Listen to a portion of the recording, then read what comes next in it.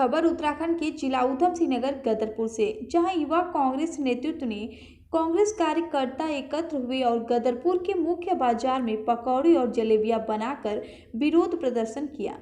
इस मौके पर युवा कांग्रेस के वरिष्ठ नेता मोहनीश चौधरी ने कहा कि जिस तरह से प्रधानमंत्री युवाओं को पकौड़े तलने की सलाह देते हैं और रोजगार बताते हैं, इसीलिए आज हमने प्रधानमंत्री नरेंद्र मोदी के जन्मदिन को राष्ट्रीय बेरोजगार दिवस के रूप में मनाया है और पकौड़े बेचकर अपना विरोध प्रदर्शन किया।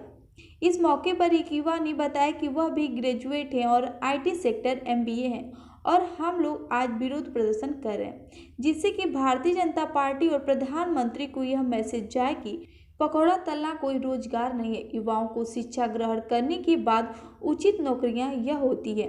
वहीं युवा कांग्रेस के एक अन्य नेता ने कहा कि जिस तरह से पकौड़े तलने को रोजगार बताया जाता है वह पूरी तरह गलत है। गदरपुर में आज हमने पकौड़े और जलेबियां बांटकर और बेचकर अपना विरोध प्रदर्शन किया।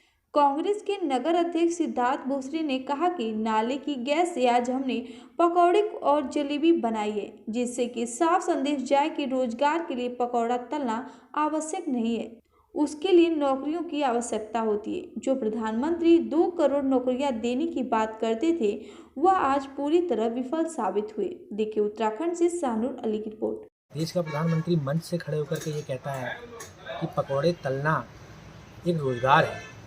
मैं शर्मिंदा हूँ उन माता पिताओं की ओर से जो लाखों रुपए का कर्ज लेकर के सामंतों से ब्याज पर पैसा लेकर के अपने बच्चों को पढ़ाते हैं, उनके सुनहरे भविष्य की उम्मीद करते हैं और उसके लिए देश का प्रधानमंत्री ये कह दे आगे से कि पकौड़ा तलना, बूट पॉलिश करना भी एक रोज़गार है।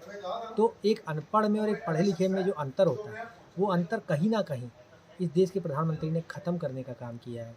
यानी कि अनपढ़ आदमी भी इसका मतलब आईएएस बन सकता है और एक आईएएस की जो तैयारी कर रहा है व्यक्ति, वो व्यक्ति भी पकौड़े बेच सकता है। इनका कहने का मतलब ये है। चाय वाला देश का प्रधानमंत्री बन गया, वो देश की भूल थी, ईमानदारी से वो देश की भूल थी। और अब देश के युवाओं ने ये फैसला कर लिया कि आगामी 2022 के चुनाव में और 2024 के चुनाव में युवाओं ने ही पहले मोदी जी को, क्योंकि मोदी जी ने 2 करोड़ रोज़गार देने का वादा इस देश के युवाओं से किया था, तब युवाओं ने ही मोदी जी को इस देश की सत्ता उनके हाथ में सौंपी थी और युवा ही उनके हाथ से सत्ता को छीनने का काम करेंगे आगामी चुनावों में। 2009 में मेरी जॉब लगी थी एज ए IT इंजीनियर। कुछ सालों के बाद क्या हुआ, 2014 में भाजपा की सरकार आई, माननीय नरेंद्र मोदी जी हमारे देश के प्रधानमंत्री बने। जिस दिन से वो प्रधानमंत्री बने उसी दिन से हमारे देश को एक बेरोजगारी नामक का दीमक ने पकड़ लिया।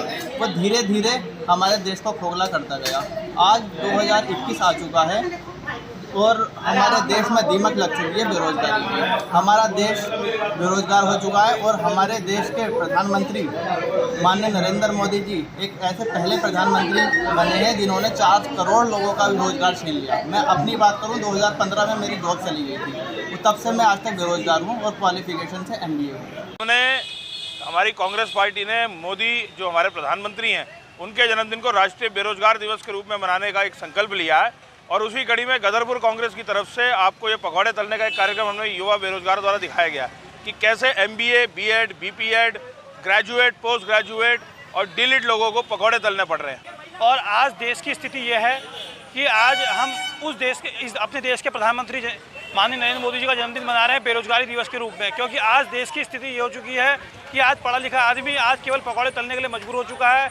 कोई पढ़ा ग्रेजुएट, BTech, MTech करके लोग आज पकौड़े की दुकानें, फल के ठेले, जो बूट पॉलिश की, प्रेस की दुकानें लगाने को मजबूर हैं, क्योंकि हिंदुस्तान में जिस सरकार ने हमसे ये कहा था कि 2 करोड़ लोगों को रोज़गार प्रत्येक वर्ष देंगे, आज उनके प्रधानमंत्री बनने के बाद से 14 करोड़ बेरोजगार यहाँ बढ़ गए हैं इस देश में और देश की बड़ी बुरी स्थिति है। आज हर पढ़ा लिखा वर्ग केवल पकौड़े की दुकानें, बूट पॉलिश की दुकानें, प्रेस की दुकानें, फल के ठेले लगाने को